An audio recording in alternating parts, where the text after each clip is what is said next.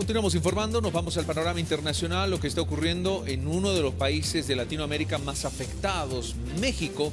Estamos ahí con el colega periodista Fidel Flores. Fidel, muy buenas tardes, bienvenido a Notivisión. ¿Qué está ocurriendo en ese país con las políticas que están asumiendo, además de esto que se está buscando, que es la normalidad? Muy buenas tardes, Juan Carlos, y a través de usted un cordial saludo a todo su auditorio en Bolivia. Por informarles que la pandemia nos sorprendió en pleno censo nacional y este se suspendió momentáneamente. Un breve contexto, la población total del país es de 130 millones, tenemos una capital de 25 millones de habitantes y en Estados Unidos radican 36 millones de personas de origen mexicano. Evidentemente, estas cantidades, la dimensión y el manejo estratégico de la pandemia, sobre todo en México, requiere particularidades.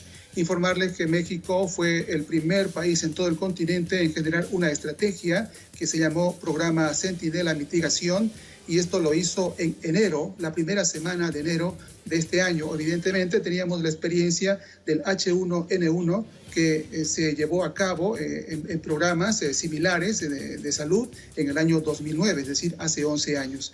Entonces, se generó un equipo multidisciplinario, científico, técnico y además avalado por las principales instituciones de México, como la UNAM, el IPN, el CONACYT, entre otros. Y bueno, este plan y esta estrategia se fusionó en las conferencias mañaneras del presidente Andrés Manuel López Obrador, y esta información fue fluyendo constantemente. Decirles y destacarles que en ningún momento México, o mejor dicho, desde el principio México apostó en este programa Centinela a no utilizar ningún tipo de fuerza pública ni militar para obligar al confinamiento. Todo lo basó en términos de persuasión, en términos de comunicación muy intensa. Actualmente tenemos 4 conferencias diarias en Palacio Nacional y bueno, esto evidentemente de alguna forma genera un poco más de confianza. Ahora, en cuanto a los números, indicarle que a la actualidad, dadas las dimensiones del tamaño de México, lamentablemente hemos llegado a la cifra de 14.053 fallecidos y en los casos confirmados de infectados pasamos los 120.000 en la actualidad. Evidentemente que en la actualidad estamos en un semáforo rojo y en todo el territorio nacional, es decir, estamos en riesgo máximo de contagios. Entonces, ayer, en todo caso, las nuevas cifras nos confirmaron que fueron 3.000 casos más positivos que se sumaron al total, dando pues más de 120.000.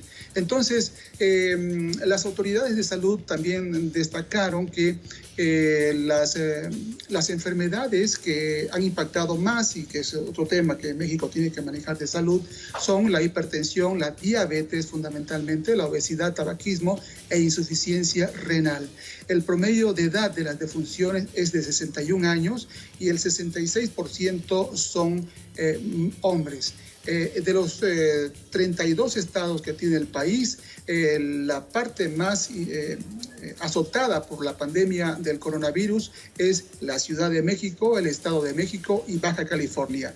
¿Quieres hacerme alguna pregunta, Juan Carlos? Bien, simplemente para finalizar, Fidel, agradeciéndote el reporte completo en cuanto a datos y políticas, ¿se podría decir que todo lo que está asumiendo el gobierno de López Obrador, estas políticas, están dando algún tipo de resultado o no?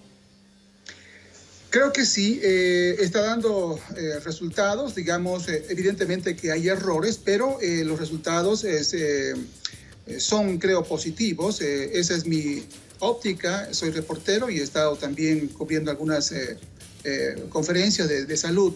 Por ejemplo, un dato interesante destacar es que la ocupación hospitalaria, si bien la Ciudad de México en este momento registra un 78%, debo decirles que en términos generales el país, la ocupación hospitalaria es del 50%. Repito, todavía estamos en semáforo rojo y estos resultados fueron manejados e informados con mucha anterioridad. Entonces, esa es la circunstancia. Económicamente, obviamente, como todo el mundo, vamos a sufrir las recesiones y el impacto económico, a pesar de que México le apostó desde un principio al no endeudamiento, a la austeridad republicana, priorizando absolutamente lo mexicano y haciendo una mirada económicamente hacia adentro con la construcción de, por ejemplo, una refinería importante que se llama Dos Bocas y un proyecto que se llama Tren Maya. En este momento son obras de infraestructura grande que se están llevando a cabo. Bien, Fidel, muchísimas gracias por la información que nos has brindado desde México. Importante, es uno de los países más afectados, los casos están creciendo, pero en contrapartida, eso es lo que se tiene como percepción de las políticas que se están asumiendo para tratar de contener una situación que todavía no está contenida. Como lo decía nuestro colega, está en semáforo rojo todavía ese país.